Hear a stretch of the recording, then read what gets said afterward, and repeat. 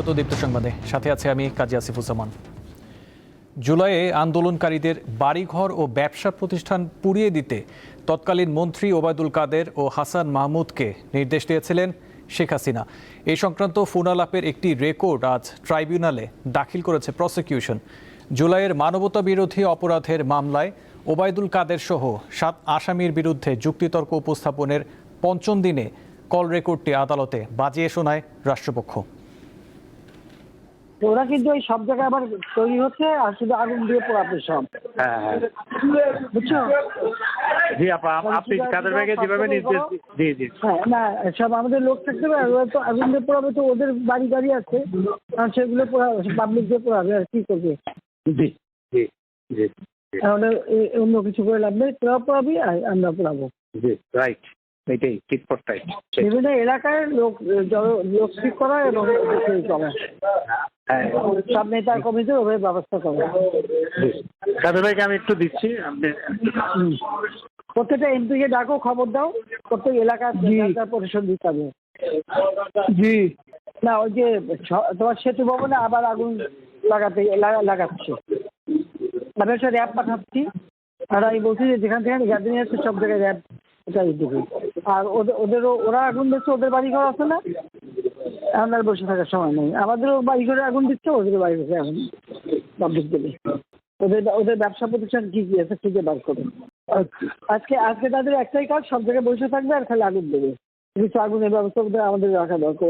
ওদের সেটাই police commissioner সে কথাই বলবে, তা আমাদের তো ঠেকাইতে হবে।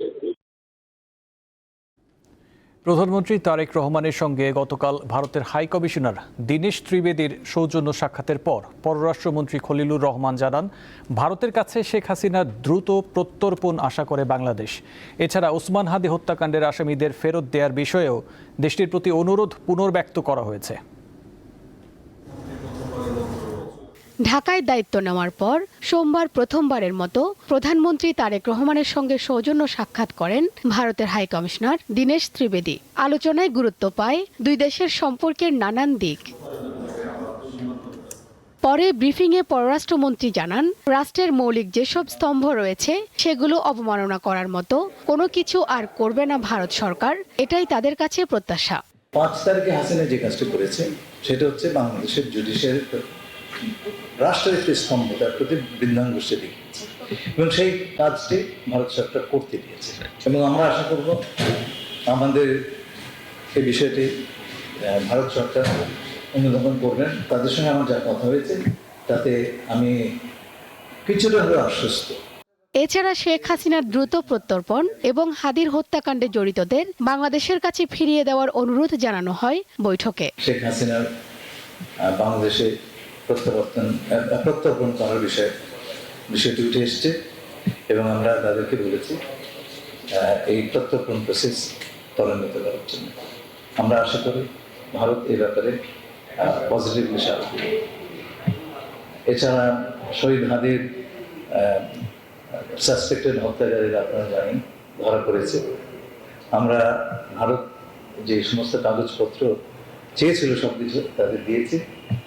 এই বিষয়টা এসছে আমাদের জন্য, এটা অত্যন্ত একটা সেন্সিটিভ বিষয় এবং আমরা বলেছি এই হত্যাকারীদেরকে যত দ্রুত সম্ভব আমাদের কাছে প্রত্যর্পণ করা। ভারতের দিল্লিতে আগামী সেপ্টেম্বরে হতে যাওয়া ব্রিক্স সম্মেলনে প্রধানমন্ত্রী তারেক রহমান যোগ দিচ্ছেন কিনা এমন প্রশ্নের উত্তরে পররাষ্ট্রমন্ত্রী জানান, ওই বিষয়ে এখনো সিদ্ধান্ত হয়নি। আমরা এখনো এই বিষয়ে কোনো সিদ্ধান্ত নিই। শিউলি শবনম, দীপ্ত সংবাদ, ঢাকা। বাংলাদেশ ভারত সম্পর্ক নিয়ে এখন চলছে নানা বিশ্লেষণ। বিশেষ করে শেখ হাসিনার প্রত্যর্পণের বিষয়টি ঢাকার কাছে অন্যতম অগ্রাধিকার পাচ্ছে। দুই দেশের সম্পর্কের বিভিন্ন দিক তুলে ধরেছেন দীপ্ত টিভির প্রধান বার্তা সম্পাদক SM আকাশ। এবার 2 মাসের মাথায় বাংলাদেশের প্রধানমন্ত্রী তারেক রহমানের সঙ্গে সাক্ষাৎ করেছেন দীনেশ ত্রিবেদী। কি কথা হলো বা সম্পাদকের চোখ থেকে একটু দেখতে চাই। ছোট্ট প্রশ্ন, ভারত এবং বাংলাদেশের সম্পর্কটা আসলে এখন কেমন? এই যে সাম্প্রতিক যে বৈঠকের কথা আমরা বলছি প্রধানমন্ত্রী বা পররাষ্ট্রমন্ত্রীর সাথে, এর একটা প্রেক্ষাপট কিন্তু আছে। সম্প্রতি বাংলাদেশের সাথে ভারতের সম্পর্কের কিছুটা কিন্তু টেনশন তৈরি হয়েছে, উত্তেজনা তৈরি হয়েছে। কেন? সে দেশে বাংলাদেশ থেকে পালিয়ে যাওয়া যে শেখ হাসিনা সেখানে ভারতে আশ্রয় আছে, তাকে রাজনৈতিক মঞ্চ দেওয়া হয়েছে, যেটা বাংলাদেশ চায়নি, অনুরোধ করেছিল, কিন্তু ভারত সেই অনুরোধ রাখেনি, যার জন্যে বাংলাদেশ ক্ষুব্ধ প্রতিক্রিয়া জানিয়েছে। তার মানে দুই দেশের মধ্যে কিন্তু একটু উত্তেজনা আছে, আবার সম্পর্কেও আছে, কিন্তু সেই সম্পর্ক পুনর্গঠনের চেষ্টাও আছে। ব্রিক্সে একটি সম্মেলন হবে সেপ্টেম্বরের মধ্য নাগাদ, সেখানেও দাওয়াত রয়েছে। সেখানে যাওয়া বা না যাওয়ায় এক ধরনের সংকট তৈরি হবে কিনা? এখানে কিন্তু একটা রাজনৈতিক এবং কূটনৈতিক মারপ্যাচ আছে। এখন ব্রিক্স একটা সংগঠন যেখানে বাংলাদেশ সদস্য হতে চায়, বিমস্টেকের চেয়ারপারসন চেয়ারম্যান সেই হিসেবে দাওয়াত দিয়েছে, কিন্তু তাকে প্রধানমন্ত্রী হিসেবে দাওয়াত দেওয়া হয়নি। এখানে কিন্তু একটা কূটনৈতিক মারপ্যাচ আছে। এই জিনিসগুলো আসলে সরকারের, বিএনপি সরকার এটা ভালো মতো ভেবে দেখছে আসলে কি হবে। কিন্তু ব্রিক্সে গেলে যেমন নরেন্দ্র মোদীর সাথে দেখা হওয়ার সম্ভাবনা, দেখা হতোই, শি জিনপিং আসবেন, ভ্লাদিমির পুতিন আসবেন, সেখানে কিন্তু একটা বৈশ্বিক একটা পরিসরের এই বিষয় আছে। কিন্তু ভারতের দিক থেকে কতটা আন্তরিকভাবে চাওয়া হচ্ছে সেই বিষয়টা যেহেতু সময় আছে এখনো 1 মাস, সেটা যেহেতু দেখা সাক্ষাৎ হচ্ছে, আবার নতুন করে কোনো পরিবেশ যদি তৈরি হয়, বরফ গলতেও পারে। অবশ্যই পালিয়ে থাকা সাবেক প্রধানমন্ত্রীর এই ইস্যুটি অনেকটাই এই সম্পর্কের শীতলতাকে আরো গাঢ় করছে কিনা? আসলে উষ্ণ সম্পর্ক যখন হয়, উষ্ণতা গাঢ় হয়, শীতল তো আরো শীতলই হবে। কিন্তু নিঃসন্দেহে ভারত বাংলাদেশের সম্পর্কের জন্য বড় গলার কাটা হচ্ছে শেখ হাসিনা। এই ইস্যুটা আসলে সলভ করতে হবে। ভারত যেটা বলছে, অফিসিয়ালি যেটা বলছে, তাদের কথা এবং কাজের মধ্যে মিল নেই। তারা বলছে তাকে মানবিকভাবে আশ্রয় দিচ্ছে, তাদের সেইভাবে থাক, কিন্তু তাকে রাজনৈতিক মঞ্চ দিচ্ছে। বাংলাদেশে ভারতের স্বার্থটা কি? ভারত দেখে যে বাংলাদেশের মাটিতে ভারতের কোনো এলিমেন্ট এখানে থেকে যাতে তাদের নিরাপত্তার জন্য হুমকি হতে না পারে। একইভাবে বাংলাদেশও তো চাইবে যে বাংলাদেশের কেউ সেখানে যে রাজনৈতিক কর্মকাণ্ড না চালাক, রাজনৈতিক মঞ্চ হিসেবে ব্যবহার করতে না করো, কিন্তু সেটা তো করছে। কিন্তু শেখ হাসিনা কার্ড খেলা এবং একইভাবে বন্ধুত্ব চাওয়া, এটা পরস্পর বিপরীত। এই জিনিসগুলো আসলে সমাধান হতে হবে। আমার মনে হয় যে শেখ হাসিনা যে কাজটা করেছে, মানে ভারত এটা হতে দিয়েছে, এরপরে বাংলাদেশ যে প্রতিক্রিয়া জানিয়েছে, আমার মনে হয় ভারত এটা বুঝতে শুরু করেছে। বিশেষ করে একটা জিনিস আমি খেয়াল করতে বলবো, আজকে যে বৈঠকের পর পররাষ্ট্রমন্ত্রী যে কথাগুলো বলেছে, একটা হলো শেখ হাসিনা প্রত্যর্পণ ত্বরান্বিত করার কথা বলেছে, হাদির খুনিদেরকে ফেরত পাঠাতে হবে যেহেতু সেখানে তার অ্যারেস্টেড আছে। আরেকটা গুরুত্বপূর্ণ কথা বলেছে পররাষ্ট্রমন্ত্রী, যে উপযুক্ত সম্পর্ক তৈরি করার ক্ষেত্রে, পুনর্গঠন করার ক্ষেত্রে উপযুক্ত পরিবেশ তৈরি করতে হবে। তার মানে এখন পর্যন্ত ভারত বাংলাদেশ সম্পর্কের উপযুক্ত পরিবেশ সেই অর্থে তৈরি হয় নাই, এবং এটা আসলে বাংলাদেশ থেকে চাওয়া আছে, ভারতের আসলে সেই চাওয়াটা কার্যকরভাবে প্রমাণ করতে হবে। নিশ্চয়ই। এস এম আকাশ, অসংখ্য ধন্যবাদ। দর্শক, সম্পাদকের চোখে ভারত বাংলাদেশ সম্পর্ক নিয়ে একটু জানবার চেষ্টা করছিলাম। এতক্ষণ সঙ্গে থাকার জন্য ধন্যবাদ সবাইকে। যমুনা নদীতে পানি বৃদ্ধি পাওয়ায় পাবনার বেড়া উপজেলায় নদী ভাঙন দেখা দিয়েছে। এতে নদী তীরবর্তী বেশ কয়েকটি গ্রামের মানুষ আতঙ্ক আর উৎকণ্ঠায় রয়েছেন। এভাবে ভাঙছে যমুনা নদীর পার। পাবনার বেড়া উপজেলার চিত্র এটি। নদী পাড়ের এমন অনেক বাসিন্দা রয়েছেন যাদের প্রায়ই ভাঙনের কবলে পড়তে হয়। উপজেলার কল্যাণপুর গ্রামের বাসিন্দা ষাটোর্ধ্ব আব্দুল বাতেন এখন পর্যন্ত 6 থেকে 7 বার নদী ভাঙনে সবকিছু হারিয়ে প্রায় নিঃস্ব তিনি। সাংবাদিকরা এসে ছবি টবি নিয়ে যায়, ফালায়, ওই প্যাকেজ করে, 2 প্যাকেজ 3 প্যাকেজ লাগবে, 20 প্যাকেজ হয়, এনে কাম 2 প্যাকেজ 3 প্যাকেজ।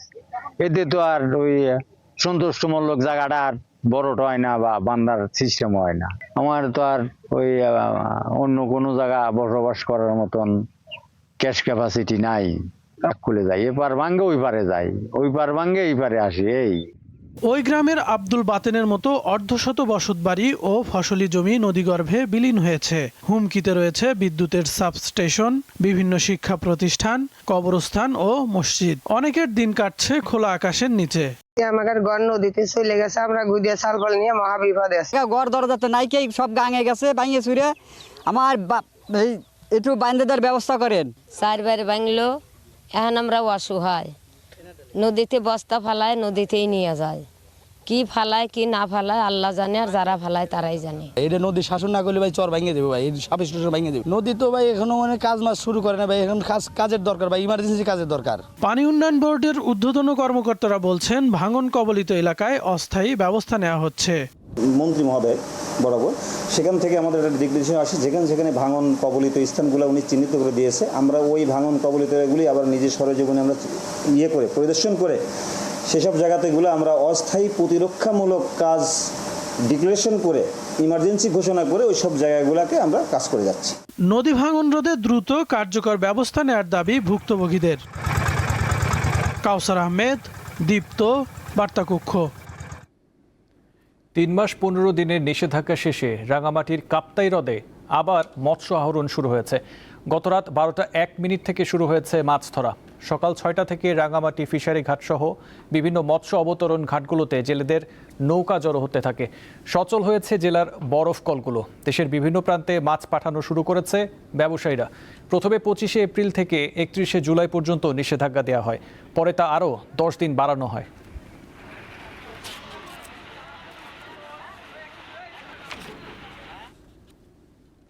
নীলফামারীর ডোমারে নদীর পানির চাপে একটি পুরনো স্লুইস গেট ধসে পড়েছে। এতে নদী গর্ভে বিলীন হয়ে গেছে একটি বসতবাড়ির বড় অংশ। পাশাপাশি ভেঙে পড়েছে এলাকার পানি নিয়ন্ত্রণ ব্যবস্থা। হঠাৎ এমন বিপর্যয়ে চরম ভোগান্তি ও আতঙ্কে দিন কাটাচ্ছে শতাধিক পরিবার। নীলফামারীর ডোমার উপজেলার জোড়াবাড়ি ইউনিয়নের পূর্ব হলহলিয়া গ্রামের বাসিন্দা হালিমা বেগম স্বামীকে হারিয়ে 3 মেয়ে ও 1 ছেলেকে নিয়ে ছোট্ট একটি বসতবাড়িতেই চলছিল তার জীবন সংগ্রাম। কিন্তু শেষ আশ্রয়টুকুও কেড়ে নিয়েছে হরিডরা নদী। সম্প্রতি অতিবৃষ্টি ও উজানের পানিতে নদীর স্রোত বেড়ে যায়। নদীতে ভেসে আসা একটি পাটের জাগ স্লুইস গেটের মুখে আটকে পড়ে। এতে বাড়তে থাকা পানির চাপে এক পর্যায়ে ধসে পড়ে স্লুইস গেট। মুহূর্তেই নদীগর্ভে বিলীন হয়ে যায় হালিমা বেগমের বাড়ির বড় একটি অংশ। এখন খোলা আকাশের নিচে চরম অনিশ্চয়তায় দিন কাটছে তাদের। এলাকার লোক না, চেয়ারম্যান মেম্বার কেউ আমার এখনো খোঁজ খবর করেনি। আমি আসছি এখানে, আসার পরে দেখতেছি ব্রিজ ভেঙে আমার মায়ের দোকান পাশার ঘর বাড়ি সব ভেঙে চলে গেছে। যেদিন আমাদের এটা ভাঙছে আমরা আসা দেখি যে ভাঙাচুরা একদম সেই চেয়ারম্যান আসিয়া তার মনে করেন যে 2 প্যাকেট চাল দিয়ে গেছে। পাশাপাশি নদীর ভাঙন আতঙ্কে দিন কাটছে আশেপাশের আরো বেশ কয়েকটি পরিবারের। আমাদের এখানে পোলটা ভাঙার পরে আমাদের অনেক অসুবিধা হচ্ছে, আমাদের বাচ্চা কাছে স্কুলে যেতে পারতেছে না। সুইচ গেটটা নষ্ট হওয়ার কারণে আমাদের এলাকার অনেক ক্ষতি হয়েছে, অনেক জমি জায়গার ক্ষতি হয়েছে, এখানে একটা বাড়ির ক্ষতি হয়েছে। সুইচ গেটটা ভাঙার কারণে হচ্ছে এই যে একটা বাড়ি গেল, ওই সামনের দিকে অনেক আবাদি জমি মানুষের নষ্ট হয়ে গেল। ঘটনার পর ক্ষতিগ্রস্ত এলাকা পরিদর্শন করেছেন ডোমার উপজেলা প্রশাসক ও এলজিইডি কর্মকর্তারা। বর্তমানে লোকজনের চলাচল করার জন্য ইউএনওদের সাথে কথা বলে আমরা সেখানে একটা কাঠের সাঁকো দেওয়ার জন্য আমরা প্রাথমিকভাবে পদক্ষেপ গ্রহণ করেছি। আমাদের জেলা থেকে যে নির্বাহী প্রকৌশলী আছে এলজিডি, উনিও এসেছেন, দেখেছেন এবং ওনারা আশ্বাস দিয়েছেন যে দ্রুতই যে নতুন ব্রিজ অনুমোদনের বিষয়টাতে ওনারা কাজ করছেন।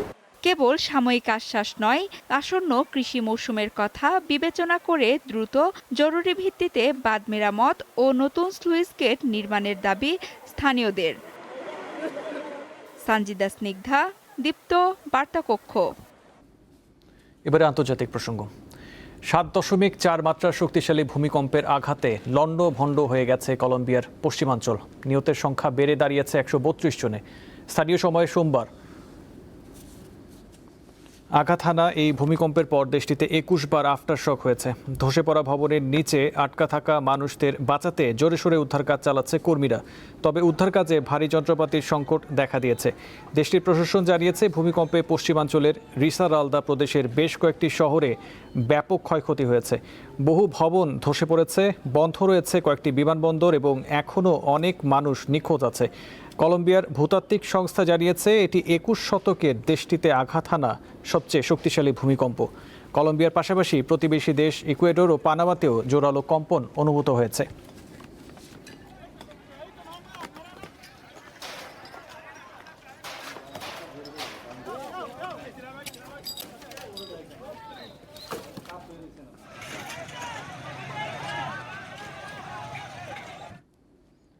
ফিলিস্তিনের অধিকৃত পশ্চিম তীরে 550 একর জমি দখল করে নিয়েছে ইসরায়েল। সামরিক কাজে ব্যবহারের কথা বলে এই জমি দখল করা হয়েছে। সোমবার এক বিবৃতিতে ফিলিস্তিনের বসতি স্থাপন ও প্রাচীর প্রতিরোধ বিষয়ক কমিশন জানিয়েছে, উত্তরাঞ্চলীয় মার্দা শহরে এসব জমি দখলে নেওয়া হয়েছে। ইসরায়েলি কর্তৃপক্ষ নতুন একটি সামরিক আদেশ জারি করে মার্দা শহরের 550 একর জমি দখলের নির্দেশ দিয়েছে। এই আদেশের আওতায় ওয়াদি কাশেম ও কাফিফ আল আবহার এলাকার জমিও পড়েছে।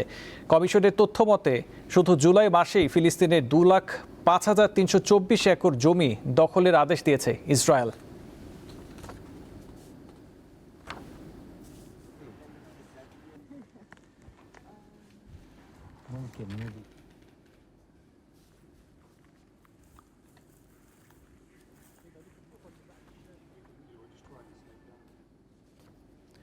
কোনো ব্যক্তির উপর ডিম নিক্ষেপ করে ক্ষোভ প্রকাশের বা প্রতিবাদ জানানোর উদাহরণ কেবল বাংলাদেশেই নয়, বিশ্বের বহু দেশেই রয়েছে। ডিম নিক্ষেপের মতো কাজকে অনেকে অশোভন বা অন্যায় আচরণ মনে করলেও এর পেছনে রয়েছে অনেক পুরনো বৈশ্বিক, রাজনৈতিক ও সামাজিক ইতিহাস। ভিন্নমত প্রদর্শন এবং কাউকে অপমান, অবমাননা, অশ্রদ্ধা, অসম্মান করার হাতিয়ার হিসেবেও ডিম নিক্ষেপের মতো পদক্ষেপ বিশ্বব্যাপী চলে আসছে। পার্লামেন্টে বক্তব্য চলছিল, হঠাৎ বিরোধী দলের এক আইন প্রণেতা ছুঁড়ে মারলেন একটি ডিম সরাসরি দেশটির প্রধানমন্ত্রীর দিকে। কসোভোর সাম্প্রতিক এই ঘটনা নতুন করে সামনে এনেছে প্রতিবাদের এক পুরনো কৌশলকে, কোনো কিছু ছুঁড়ে মেরে ক্ষোভ প্রকাশ। কয়েক সপ্তাহ আগে ভারতের পশ্চিমবঙ্গেও দেখা গেছে ডিম ছোড়ার হিড়িক, এমনকি এর প্রভাব পড়েছিল ডিমের বাজারেও। বাংলাদেশেও গত 2 বছরের রাজনৈতিক দৃশ্যপটে ডিম, জুতাসহ বিভিন্ন বস্তু ছোড়ার ঘটনা বারবার সামনে এসেছে। কিন্তু প্রশ্ন হলো, ডিম, জুতা কিংবা কোনো বস্তু ছুঁড়ে মারাই কেন প্রতিবাদের ভাষা হয়ে উঠল? এর উত্তর খুঁজতে যেতে হবে প্রায় 2000 বছর পেছনে। 359 সালে রোমান সম্রাট দ্বিতীয় কনস্ট্যান্টিনিয়াস যখন লিমিগানদের সামনে ভাষণ দিচ্ছিলেন, তখন শ্রোতাদের মধ্য থেকে একজন তার দিকে জুতা ছুঁড়ে মারেন। প্রতিবাদের ভাষা হিসেবে তখন জন্ম নেয় কোনো কিছু ছুঁড়ে মারার প্রবণতা। 1968 সালে ভিয়েতনাম যুদ্ধের প্রতিবাদে মার্কিন ভাইস প্রেসিডেন্ট হিউবার্ট হামফ্রের দিকে টমেটো ছোড়েন যুদ্ধবিরোধী বিক্ষোভকারীরা। 2008 সালে বাগদাদে মার্কিন প্রেসিডেন্ট জর্জ ডব্লিউ বুশের সংবাদ সম্মেলনে তার দিকে জুতা ছুঁড়ে মারেন ইরাকি সাংবাদিক মুনতাদার আল জায়েদি। 2010 সালে ব্রিটিশ উপপ্রধানমন্ত্রী জন প্রিস্কটও নির্বাচনী প্রচারণায় ডিম ছোড়ার প্রতিবাদের মুখে পড়েন। 2022 সালে এই প্রতীকী প্রতিবাদ পৌঁছে যায় শিল্পের জগতেও। লন্ডনের ন্যাশনাল গ্যালারিতে ক্লদ মোনের চিত্রকর্মে টমেটোর ছুপ ছুঁড়ে পরিবেশগত সংকট নিয়ে সরকারের নিষ্ক্রিয়তার প্রতিবাদ করেন পরিবেশ কর্মীরা। সাইফুর রহমান শিশির, দীপ্ত, বার্তাকক্ষ। এবারে খেলার খবর। ঘরোয়া বড় কোনো টুর্নামেন্টে চ্যাম্পিয়ন বা রানার্স আপ হতে না পারলেও এবার এএফসিতে বাংলাদেশকে প্রতিনিধিত্ব করতে যাচ্ছে Fortis football club. AFC challenge লিগের গুরুত্বপূর্ণ ম্যাচে আজ কিরগিজস্তানের ক্লাব মুরাস ইউনাইটেডের মুখোমুখি হচ্ছে তারা। বসুন্ধরা কিংস অ্যারেনায় খেলা শুরু বেলা 3টায়। বাংলাদেশ প্রিমিয়ার লিগের বর্তমান চ্যাম্পিয়ন বসুন্ধরা কিংস ও রানার্স আপ ঢাকা আবাহনী লিমিটেডের এএফসি চ্যালেঞ্জ লিগে খেলার কথা ছিল, তবে ফিফার নিষেধাজ্ঞাজনিত জটিলতায় দল দুটির সেই সুযোগ হাতছাড়া হয়। এতে লিগের পয়েন্ট টেবিলের তৃতীয় স্থানে থাকা ফর্টিসের সামনে খুলে যায় আন্তর্জাতিক ফুটবলের দরজা। অথচ মাত্র 4 বছর আগে 2021-22 মৌসুমে প্রিমিয়ার লিগে উঠে আসে ফর্টিস এফসি। এই অল্প সময়েই এএফসির মঞ্চে জায়গা করে নেয়া এক প্রকার স্বপ্নের মতো পথ চলা বলা চলে। 8 জন বিদেশি ফুটবলার নিয়ে এবারের চ্যালেঞ্জ লিগে খেলবে ক্লাবটি। দেশি বিদেশি খেলোয়াড়দের নিয়ে কোচের অধীনে গেল 1 মাস প্রস্তুতি সেরেছে তারা। মুরাসের খেলার ধরনটা পাসিং ফুটবল নির্ভর এবং ফিজিক্যালি অনেক স্ট্রং, সেট প্লেতে ওরা অনেক বেটার।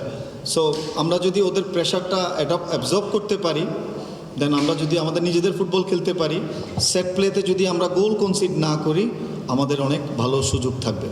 বাংলাদেশের আবহাওয়াকে অন্যতম চ্যালেঞ্জ মনে করলেও ভালো ফলাফলের প্রত্যাশা মুরাস ইউনাইটেডের। আমি এই দলে নতুন হলেও বাংলাদেশে খেলার অভিজ্ঞতা রয়েছে কয়েকজন খেলোয়াড়ের। এখানকার বিষয়ে কিছু ধারণা রয়েছে আমাদের। আশা করি ম্যাচটি ভালোই হবে। Bangladesh is the first time. AFC challenge league হলো এশিয়ান ফুটবল কনফেডারেশনের আয়োজিত এশিয়ার তৃতীয় স্তরের বার্ষিক ক্লাব ফুটবল প্রতিযোগিতা। শীর্ষ টুর্নামেন্টগুলোতে সরাসরি খেলার সুযোগ না পাওয়া দেশের ক্লাবগুলো এই প্রতিযোগিতায় অংশ নেয়। পারভেজ খোকন, দীপ্ত স্পোর্টস। আয়ারল্যান্ডকে 3 উইকেটে হারিয়ে সরাসরি 2027 বিশ্বকাপে খেলা নিশ্চিত করেছে আফগানিস্তান। 50 ওভারের বিশ্বকাপে এ নিয়ে টানা চতুর্থবার খেলবে দলটি। 2027 বিশ্বকাপের স্বাগতিক দক্ষিণ আফ্রিকা ও জিম্বাবুয়ে ছাড়া 30 সেপ্টেম্বর পর্যন্ত ওয়ানডে র্যাঙ্কিংয়ে শীর্ষ 8 দল সরাসরি বিশ্বকাপে খেলার সুযোগ পাবে। 91 রেটিং পয়েন্ট নিয়ে আফগানিস্তান আছে 8 নম্বরে। 77 রেটিং পয়েন্ট নিয়ে 10ম ওয়েস্ট ইন্ডিজ। আর ফেব্রুয়ারিতে শুরু হতে যাওয়া বাছাই পর্বের কঠিন লড়াই পার করে মূল পর্বের টিকিট কাটতে হবে ক্যারিবিয়ানদের।